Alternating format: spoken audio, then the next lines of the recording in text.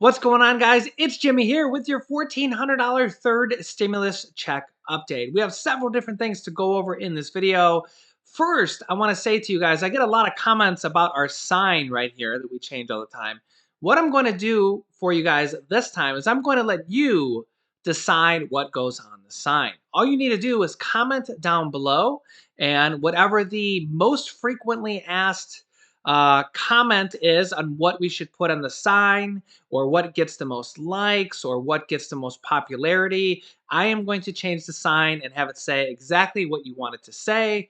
No profanity, because yeah, YouTube won't like that. Keep in mind, you can only put 8 letters on a line, as you can see, kindness there, and it can be 3 lines, okay? So only a maximum of 8 letters per line with only 3 lines. So just keep that in mind. Comment down below what you want to see on the sign, and in the next video or two, I will change it to the most requested answer.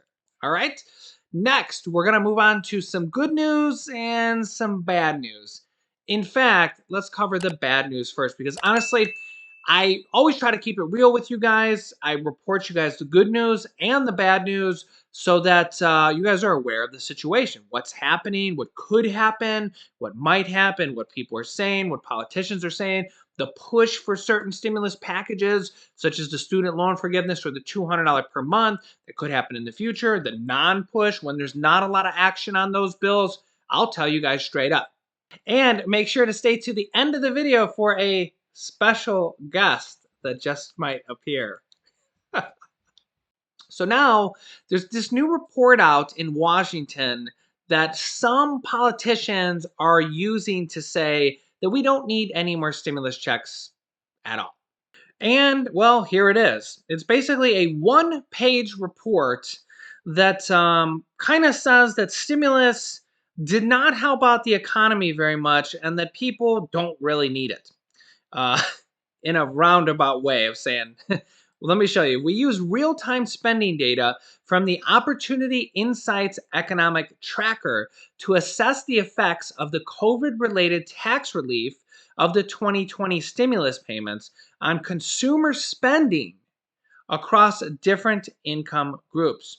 We find that the $600 stimulus checks increased spending among lower income households significantly, but had little impact on spending among higher income households. Now, here's the problem with this. I'll kind of scroll down here so you might be able to see a little bit more. We'll scroll down here as we get going here too. Is that they're basing this off of credit card spending, okay? And household income below 46,000 and household income above 78,000. And what they found is that spending increased, or basically, spending to, further the economy, increased by 7.9% for households making below $46,000.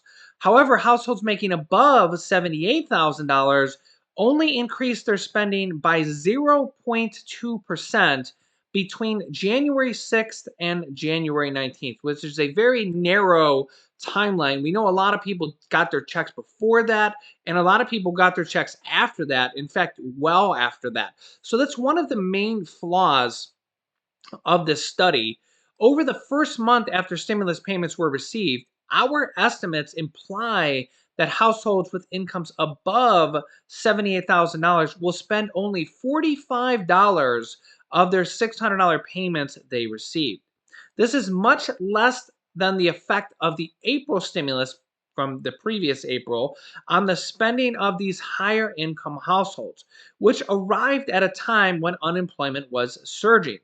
However, we've just had over in the past 24 hours a new report that even the White House addressed that if we include the people that have dropped out of the workforce over the past 12 months since the pandemic, there's millions of people, and mostly women actually, that have dropped out of the workforce due to the pandemic. There is still, when we include those along with the actual unemployed people, over 10% of people are unemployed now, which is more than 2.5 times where we were before the pandemic, when we were at 2 to 3 to maybe sometimes a high of 4% unemployment. We're still at over 10% unemployment when you include the people that have literally stopped looking for a job because, well, they can't find one or their positions have been eliminated, such as in the restaurant industry or the travel industry. Also noteworthy is that 20% of all small businesses, literally one in five, have already gone out of business from this last less than 12 months of the pandemic. Already 20%, and experts say that that could go as high as 30% of all small businesses if this pandemic continues to drag on through the end of 2021. This report says since then, households have largely returned to work and have even accrued additional savings. Well, the real problem with this is they're looking at the amount of credit card spending. Okay. The problem is that the last $600 stimulus check was a pretty small stimulus check. Now, it was more than the Obama era stimulus check, which was $300. However, $600 in this day and age is basically equivalent to a $300 stimulus check from 10 or 15 years ago. But if you're a single household, $600 probably doesn't even cover your rent or very much food at all. Maybe a couple trips to the grocery store and poof, it's gone. If you're a family of four or family of five and you got $2,400 or $3,000, well, that's a lot more helpful. This $1,400 third stimulus check is going to be way more helpful to a lot of people. For example, a couple, $2,800, a family of four, $5,600. Now we're talking actually some real money that can actually help people for a couple months of rent and food. But the problem is this one-off report doesn't address just that the majority of people that are struggling right now use the money for what? Rent and food. Maybe their cars broke down, things like that. So that's the problem with this one-off economic report that some people in Congress are trying to basically take it and run and say, hey, we got this new report that we don't need more stimulus. I'll let you guess on your own accord who you think might be the people that are taking this one-off report and say, we don't need more stimulus. We don't need to spend any more money. I don't like to pick sides, so you guys can, guess what you think is there. But let me know, what did you spend the $600 on? What will you spend the $1,400 on? Are you going to go and spend it on a new iPhone and put it on a credit card and use discretionary spending? Or are you going to use it for debt and your rent and your mortgage payment and food and clothing? Are you going to use it for essentials or are you going to use it for discretionary spending? Let me know your thoughts down below in the comments. So then this one-off report goes on to basically give a estimate or something that they pulled out of thin air of what they think that people might spend the third stimulus check on, and they think that people are going to spend a lot less of it and are basically going to save this money and not spend it on food, rent, and credit card spending. They go on to say, based on these results, we estimate that households earning more than $78,000 will spend only $105 of the $1,400 stimulus check they received. Now notice that they're targeting on households earning more than $78,000, implying that $200 billion of additional government expenditure will lead to only $15 billion of additional spending. Targeting the next round of stimulus payments toward lower income households would save substantial resources that could be used to support other programs. Support other programs like what? What's more important than helping out the people directly with money to pay bills, food, and rent? Literally, that's like the most important thing you could ever come up with. So let me know your thoughts down below in the comments. As always, I'm not the one that wrote this report. Don't target your hate at me personally, but I find it my responsibility to tell you guys the good and the bad as it comes out, like when job report comes out and new economic data and what somebody might be saying about the stimulus and what somebody else might be saying about the stimulus. If it may affect anything in the outcome, I let you guys know because that is my job. That is what I consider my job, to tell you guys the good and the bad. I will keep you updated on the situation, but it's one report, so take that with a grain of salt. Next up, let's go directly to the White House. White House Press Secretary Jen Psaki gives us more information on the third stimulus check package that was discussed today. Today we have two very special guests joining us who are just meeting with the President and Vice President, hence we delayed the briefing a few times today, apologize for that, about the vital need to pass the American Rescue Plan. Detroit Mayor Mike Duggan was first elected in 2013 and reelected in 2017. He spent his career solving some of the most complex issues facing Detroiters, including crime, blight, and access to jobs. Miami Mayor Francis Suarez was elected in 2017 after serving as a Miami commissioner for 8 years. Sorry, I cut off your amount of time served. He is a former chair of the U.S. Conference, you're over here, of Mayor's Environment Committee and vice chair of the Miami-Dade Transportation Planning Organization. With that, I'm going to turn it over to you. I think I'm going to turn it over to you, Mayor Suarez. Sorry, and they've been kind enough to take a few questions, and as usual, I will be the bad cop when they need to go. Go ahead. Don't worry, every single one of those years were dog years. It was a wonderfully productive meeting in the Oval Office. First of all, it was an honor to be invited with this select group of mayors and governors. It was an incredibly spirited conversation. I felt that it was a very bipartisan conversation. I think the president is very interested in having a bipartisan solution. Obviously, understanding the needs of the residents of America and certainly the needs of the residents of the city of Miami. We are, and we expressed to the president, I expressed to the president our readiness to increase the ability to vaccinate our population. We would love to have those vaccinations given directly to us as a city. We also talked about funding, of course. The city of Miami, during the first CARES Act, just barely missed the 500,000 population threshold. And so instead of the city getting approximately $80 million, which would have received and sort of corresponded to our population, we ended up getting $15 million. So we tried to put that money to good use to the most needy in our community, feeding people, helping them with mortgage assistance, with rental assistance, small business loans and grants. And obviously the people of our city and of America are still hurting. And we need this assistance to get through until the vaccine has gained wide acceptance. So that's what the conversation was based on. The president was extremely thoughtful, listened to every single one of the elected officials, both governors and mayors from both parties, listened to our comments and concerns. We had a reflective conversation back and forth, and I think he's going to use our input to make the bill better and to hopefully get it passed for the benefit of the American people. Thank you. Good afternoon. I'm Mike Duggan. I'm the mayor of Detroit, and it was a special experience to sit in the Oval Office with 4 Republican governors and mayors, 4 Democratic governors and mayors, talking and sometimes debating with the president and the vice president. Everybody just focused on how to solve the problem. And I really hope this is the way conversations are going to go. But the biggest thing that we focused on is the need to pass America's Rescue Plan. And probably for a lot of folks in this country, the images of Detroit you remember were the ones that were portrayed nationally during the bankruptcy. But if you haven't been to Detroit in the last 7 years, there has been enormous progress. We had billions of dollars investment from General Motors, from Ford, from Fiat Chrysler, which is now Stellantis, huge numbers of jobs in the fintech industry with Quicken, and the tech companies have finally discovered Detroit. We've been pleased to see Amazon and LinkedIn and Google move into the city.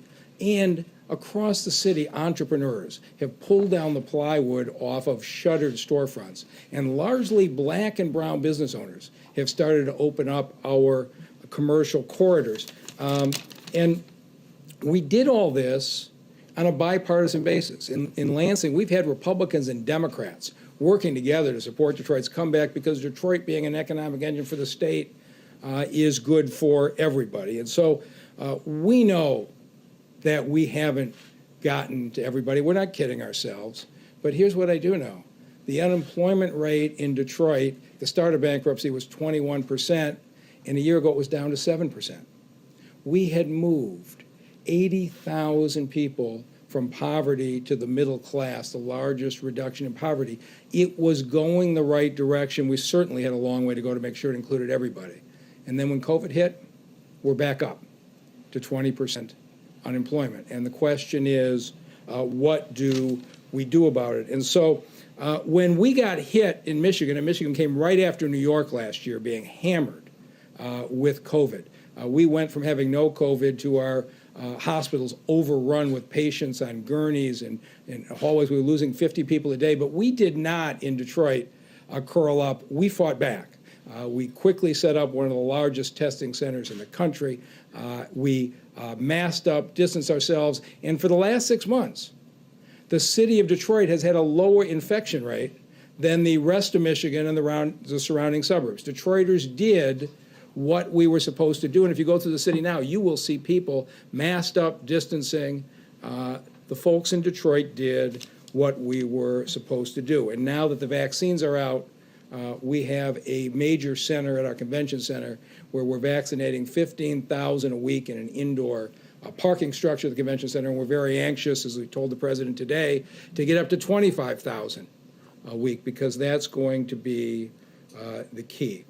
But when we solve the health issues, there will still be other issues facing us. And this is where America's Rescue Plan makes such a difference. The people who are working in Detroit a year ago, a lot of them right now are unemployed because businesses are shut down. They're sheltering in their houses, and they are worried that as the landlord-tenant courts open up, they may be facing eviction and have no place else to go. They're looking for help. Those businesses that opened up their storefronts with such optimism are now very afraid if they don't get help that plywood's going back up and we're going to have boarded commercial districts as we did 7 or 8 years ago. And in the city of Detroit, we had an immediate $350 million hit to our budget. 1,000 Detroit employees are still on partial layoff.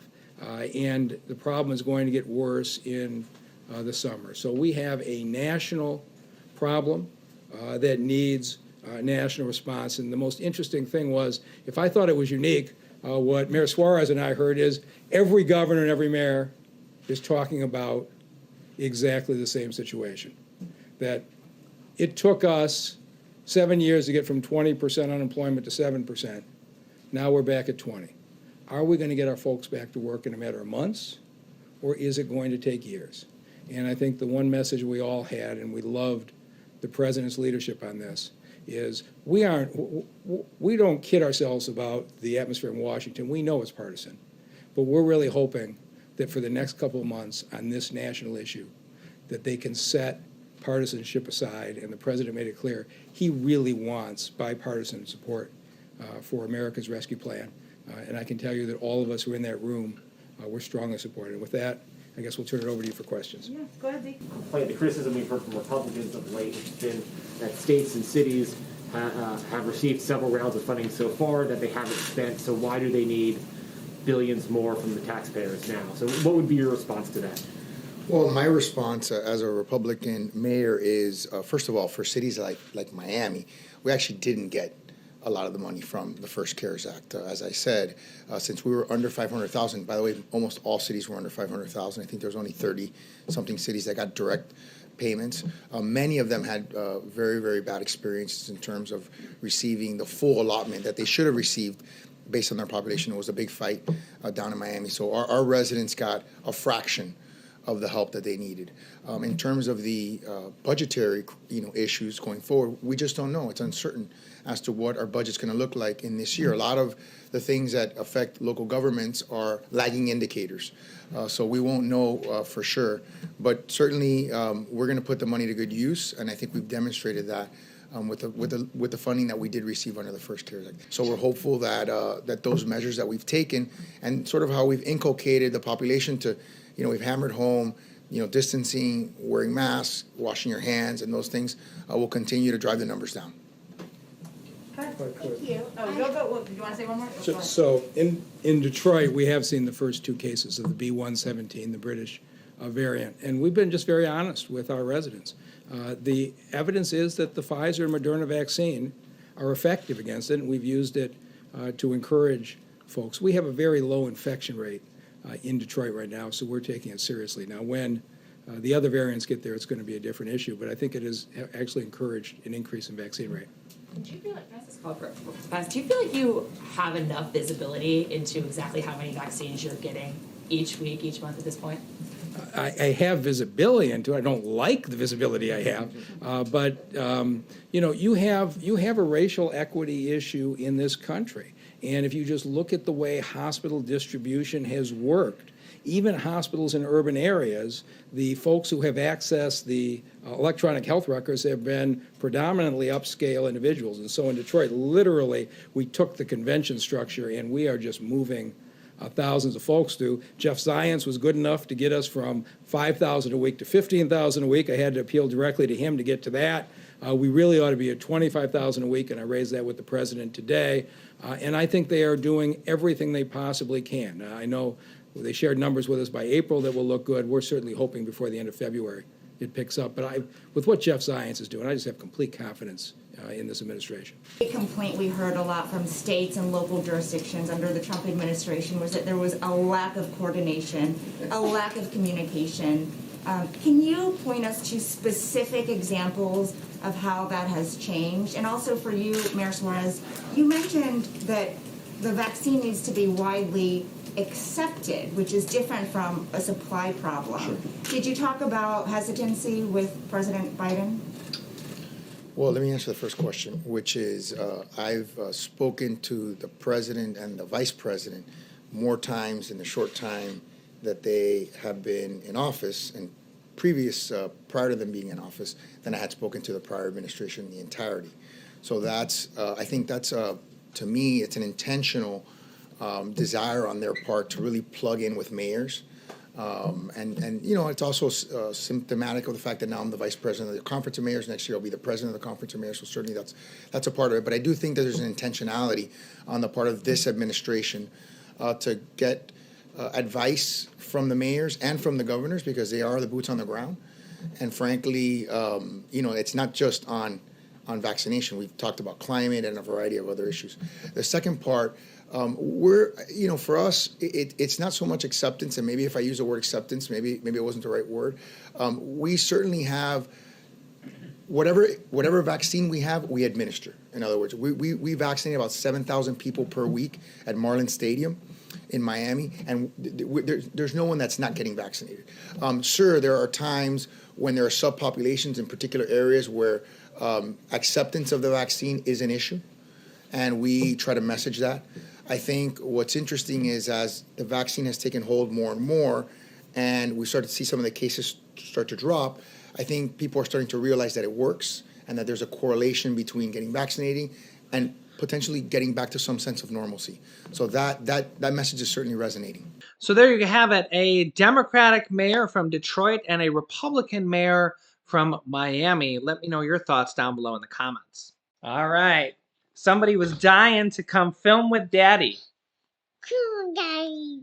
Yeah. Can you tell them how you come and sit at Daddy's desk and take that out of your mouth? How you film at Daddy, or you come and sit at Daddy's desk, and how you tell Mommy and Daddy that you're filming? Yeah? Yeah. Say, what do you do when you come and sit here?